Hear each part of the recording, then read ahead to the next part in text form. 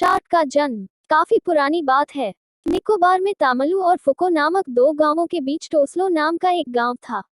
टोसलो के लोग जन्म से ही जंगली और खूंखार थे।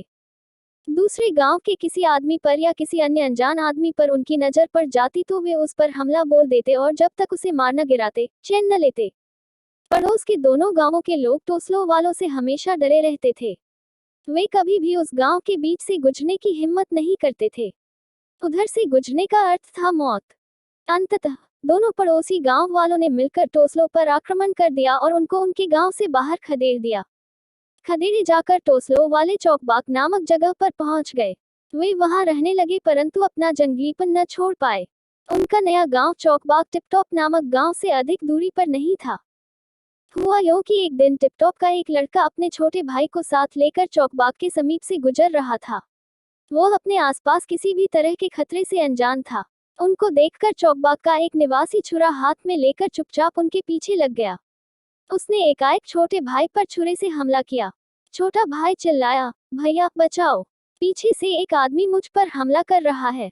बड़े भाई ने इस चीख पुकार को छोटे भाई की शरारत समझा, इसलिए उसने उसकी चीख पर कोई ध्यान नहीं दिया। कुछ ही पल बाद चौकबाग वाले ने छोटे भाई पर पुनः हमला किया। लड़का बुरी तरह चीखा चिल्लाया और बेहोश होकर नीचे गिर पड़ा। उसके गिरते ही चौकबाग वाले ने उसका सिर काट डाला। लड़का मर गया। जैसे ही बड़े भाई ने मुड़कर देखा, उसे छुरा हाथ में लिए अपना दुश्मन नजर आया। उसे देखकर वह बेतहाशा अपने गांव की ओर भागा और हाँफता हुआ किसी तरह घर पहुंचा। बाद में सारा किस्सा उसने गांव वालों को सुनाया।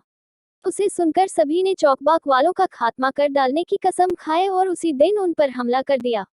उनके हमले से बचकर चौकबाग के लोग जान बचाकर भाग खड़े हुए। कुछ मर गए और ब्रान की समुद्र में जा कूदे। वे फिर कभी वापस नहीं आए। जैसे ही बड़े भाई ने मुड़कर देखा, उसे छुरा हाथ में लिए अपना दुश्मन नजर आया। उसे देखकर वह बेतहाशा अपने गांव की ओर भागा और हाँफता हुआ किसी तरह घर पहुंचा। बाद में सारा किस्सा उसने गांव वालों को सुनाया। उसे सुनकर सभी ने चौकबाग वालों का खात्मा कर डालने की कसम खाए और उसी दिन उन पर हमला कर दिया।